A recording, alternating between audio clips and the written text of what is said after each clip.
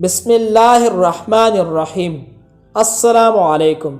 دوسروں پر رحم کیجئے، خدا تم پر رحم کرے گا۔ تحفۃ مکیہ میں قاضی نصر عمادی نے ابراہیم بن ادم رحمۃ اللہ علیہ سے یہ واقعہ نقل کیا ہے۔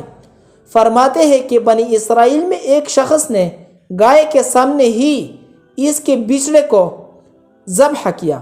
اس بے رحمی کی وجہ سے اللہ تعالیٰ نے اس کا ایک ہاتھ خشک کر دیا۔ اس کے بعد ایک دن وہ شخص بیٹھا ہوا تھا کہ اچانک کسی پرندے کا بچہ گھونسلے سے زمین پر گر پڑا اور اپنے ماں باپ کو بے بسی سے دیکھنے لگا، اور اس کے ماں باپ بھی بے بسی کے عالم میں اس کو دیکھتے رہے۔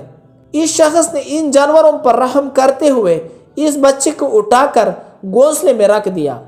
چنانچہ اس کے اس فعل پر اللہ تعالیٰ کو رحم آیا اور اس کا مفلوج خشک ہاتھ اللہ تعالیٰ نے ٹھیک کر دیا۔